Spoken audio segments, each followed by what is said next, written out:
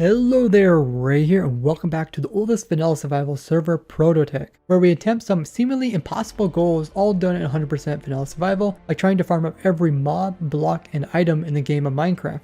Often this means we have to forge new techniques for this uncharted territory. If you guys are new to the series, make sure to watch it from the beginning. You can see all the crazy progress that we made in this world, like making a dragon XP farm to obtain 21,000 levels, flying a fly machine for 11 months straight to reach the world border, fighting 30 ender dragons at once, as well as tons of rare items and mobs collected over the years. And you can find that playlist down below. In today's episode, we're going to attempt to make great progress here at the cold perimeter. This is an area that was completely cleared of blocks in a very special location where we have 3 different biomes, all cold related. And in this area, we've been building up farms to collect the unique mobs from each of these biomes. So in the cold biome, we're collecting polar bears, as well as different variations of cold rabbits. We're also farming up strays. In the extreme hills, we're farming up llamas, and in the taigas, we're farming up wolves. And here you can see me marking out the boundaries between the biomes. Where all 3 biomes kind of meet is the center of the perimeter. And with these boundaries, we can easily see where to build the farms to get specific mobs.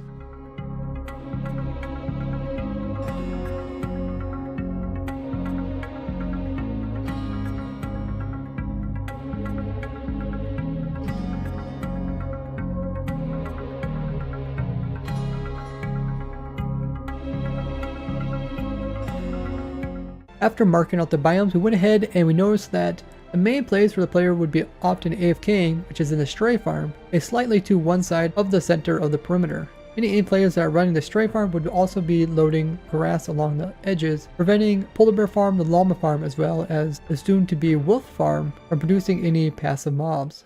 The solution to this problem is just to remove any grass blocks or dirt blocks that could turn into grass blocks around the outside edges of the perimeter. So for one of the ProtoTech's weekly events, we went ahead and did that with a bunch of other members. Make sure to go ahead and show a lot of support to other members, as these big projects are a group effort. You can find them all linked down below. And the ProtoTech weekly events are just that, they're weekly events. We have them usually Saturday or Sunday. And this is the time all the members can get together and work on a single project to better the entire server. And I, as well as other members, live stream these events. Make sure you guys are following us on Twitch. And in the true spirit of ProtoTech, we just didn't shovel all the grass and dirt away. We built TNT bombers to blow it all up. That was a lot of fun.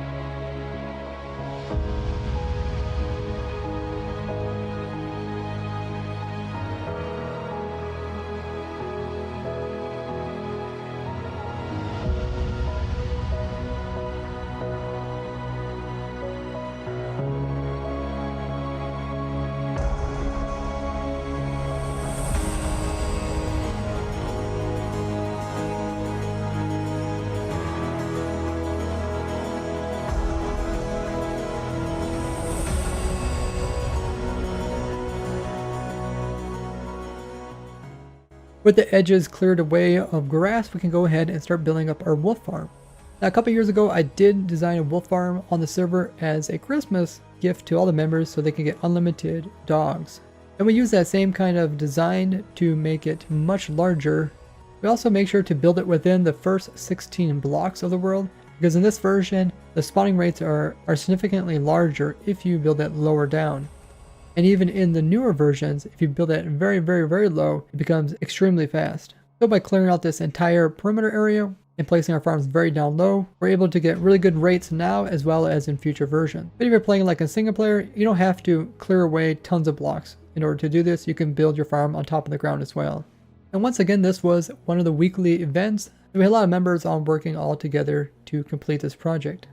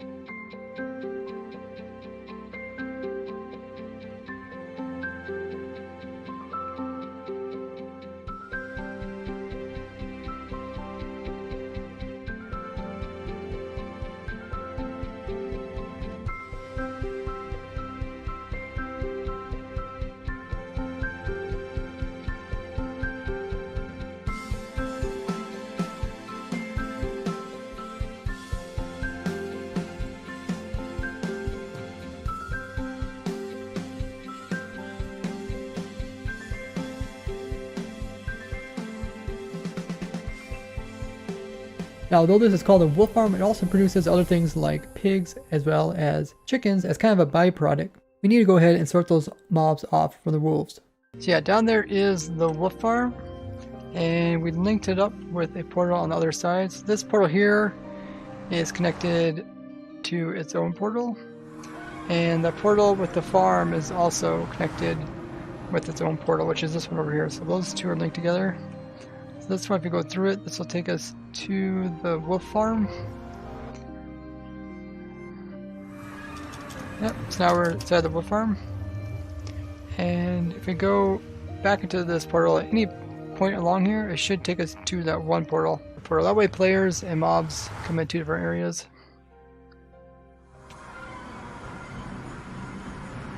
Yep, we made it. So now let's build the wolf sorter. We need a little bit of room to do it. I think this, making it go this way, should give us a little more room. Okay, so we have quite a few blocks we can choose from. Stained glass, got concrete. It might stand out quite a bit if we make it out of snow. So the mobs come out of the portal. The first thing we let them do is drop down. So I think what we should do is we should make it so we can actually get down lower. So you can see there's really no blocks underneath of us. So we need to go down and allow us so we can kind of build lower, because some of the farm is going to be a bit lower. I might be actually fit the farm in this direction. I just don't want to get too crowded. The farm is actually pretty compact. Maybe we'll build most of it out of glass except for the bottom parts. So this is a portal. We put in the main sorter here. So we've got some slime and some different levels which mobs will get pushed over and sorted. And now we're putting in the redstone. We're just going to put in a small hopper clock right over here.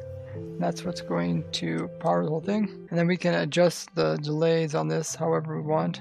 If we want to go faster or slower, we can do that. Depends really how many mobs are coming through the farm. Perfect, so redstone is done. Pretty simple. If we just put some blocks in here, we can see it working. Right now it's on a fast clock, so you can see it pushes there, then it pushes here. And that will sort the mobs. Let's close it back up again. So now we'll put the right amount of snow layers in here. So the top one here has 2 snow layers. That will let wolves and chickens go through, but it will prevent pigs from going through. And the bottom one's going to have 3 snow layers. So 3 snow layers is enough to let the chickens get pushed through, but the wolves won't. So the wolves will get pulled by the slime and drop down over there where there is a little cubby hole to hold them. And from over here we should be able to see if there's any wolves captured there. So we went ahead and made it look a little bit nicer, put it in the glass around everything. So it looks like we've got some very first mob coming through the portal is a chicken, and when you get a couple of them, they'll eventually push their way through. If we have too much trouble, we can put a boat on the other side to help shove them. And then we have the sorters going. We have different segments that sort out different mobs. So this sorter here will sort out the pigs and kill them in some magma blocks behind it. Then over here we sort out chickens. Chickens end up over there and die. And last is wolves, which will be sent over here and they will survive. And the rabbits will be able to run away from the wolves and run over here and land in this little cubby hole. We got cubby holes on both sides that will save the rabbits. We want to save them. If we don't want to save them, we can put blocks there, and then the wolves will kill them, or they can die from being sorted as well. So now we put some vines in down where the wolves will end up. That way, if we get over 24 wolves there, they won't start taking max cramming. Nice. So the nether side here should be done for the wolf farm. We have some redstone going off of the clock. It's going around this way and updating this piston, which makes it pulse. We also have some going off this side, updating this piston. And it'll be more easier to understand once we get some mobs coming through here. So let's go over to the overworld, see if we get this thing started. So there is a wolf farm. And what we need to do is add in some redstone to turn it on and off, just similar to the other farms we have here. Like over here we have the llama farm, and it's currently turned off. And we have water here, so nothing else can spawn here. And same for the bear farm, polar bear farm. So we need to make a device like this and have it so that we can turn it off, so we can turn each farm on individually or turn them off individually. But yeah, you can see we got wolves, pigs, chickens, and the system will sort them once we turn it on. Pig goes that way and dies, chicken goes this way and gets killed over here. If the wolves come through, you can see how they get sorted as well. So these are all the redstone lines that go to all the pistons. So we just need to connect this to a redstone device in the center. And I'll probably run redstone along here and then make it go into, I think it's some pistons. Probably put some sticky pistons here that have slime blocks on them that move redstone blocks up and down, and then we'll have it all connected to a big clock which is set to 20 seconds. So we have a piston with some redstone blocks on it, and then when it extends it's going to line them up with each of the layers, power it, and we just have another one to extend the signal upwards. So if we go ahead and power this, you can see each piston extends. And then that redstone block is extending that side, which is extending the other ones over there. So all of them are getting extended. Awesome. So now we'll do the same thing to the side over here. This is the timer we use to start up the farm. go ahead and just give it a try. So we flick this lever, it's going to put a pulse into this. It's going to go around. When it goes over this way, it's going to pulse these pistons and then come back over here. And I believe... yeah, and that will remove the water for a little bit. And then it'll turn it back on, and then the water will flow and push any mobs that spawn into it. Water is released, or the water is removed. Now the water is turned back on again. Pushes all the mobs into the portal. Now you just need to synchronize this with the rates at which passive mobs spawn, which is every 20 seconds. So they only spawn once every 20 seconds. And that one time when they spawn, you want it to be this dry period here, so they can actually spawn. If there's water there, the game won't spawn them in. But let's go over into the Nether, and we'll see if there is any mobs in our sorter. Let's hop through this portal here. Hey, we ended up with all the mobs. Kind of stuck in the portal with everything. So currently the sorter is turned off. We can go ahead and turn it on. If we have problems with chickens in there, we can put it in that boat and that kind of moves back and forth and pushes them out. Or we could try to lure them over here with like some trapdoors or something. That might work. Put trapdoors over here. We'll try to walk up them, but they'll fall straight down here. Currently stuck in here. Let's go ahead and turn it on and kind of watch this thing sort. So let's turn on this farm and watch it sort the mobs out. Oh wow, looks like the wolves glitch right through. Oh, I think I need to put it back onto the wolf thing there. I sorted the pigs off, I sorted the chickens off. So far working pretty good. Let me just put, missing a terracotta block right there. Was launched all the way out into the lava. This trapdoor is closed. You can hop up it and hop out. There they go. Try to hop, but of course the trapdoor tricked him and he fell. Awesome. So that's one way to get the chickens out. And also in this version, they think they can pathfind through the corners, so they can think they can get up here and even pathfind through this corner here. And that's why we had to block up the corners that were exposed around this portal over here. The area has been redone by Tolus. Made it look really nice with all the snow themed. We got our wolf farm over here and the llama farm output over there. So what I want to do now is kind of open this up so people can actually get access to both the llamas as well as wolves. So I'm going to remove some of this here and make a little staircase so we can get down to where these guys are actually going to be. I put a little hole in here with a staircase going down. Got a little bit of fence around here. The guys are still in that pin, so I'm just going to remove this. And this will let them get a little bit more room to move around in. Now we can kind of spread them out. People can tame them as dogs. Then you can bring them through here, take them out and take them up, take them to spawn. We got a couple different ways to get there, the ice path or the piston bolt. And yeah, pretty much this little wolf area is finished up. People can easily tame up their dogs and use them for whatever type of farms they need. I do need to take some of these over to the blaze farm. I use wolves to get blaze rods while AFKing, but we also need to open this one up for the llamas, so I'm going to do that next. So I've got the area here for the llamas open up with a pin as well. We can go ahead and release these guys. They can move throughout their pin. Nice. Now people can come in, if they see a special type of llama they want, they can come and tame it up.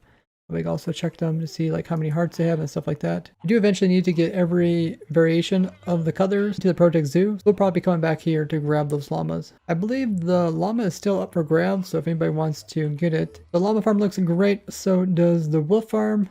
Members can come on and grab their pet wolves or llamas. And we are keeping track of all the progress that we're doing here on the ProtoTech server, where we have this document that shows every single item in the game, and as we make farms to farm up each item, we are checking them off over here. It is a pretty new document, so some of the information is not correct. But you guys can actually come on, and you guys can see there's a total of, looks like 19 of you guys currently on the document taking a look at it. But you guys can actually leave comments saying how each of these items can be farmed up. And if some of the information is incorrect, you guys can also leave comment showing how you can actually obtain these items. I got a column here. If I made a video about it, then I check it off. If we have a farm of it on ProtoTech, I'll check it off here, and then we're going to soon start a ProtoTech Skyblock, which this column will be checked off when that is available. This document is open to the public, so you guys can see all the items in Minecraft and help us try to farm up every single one of them.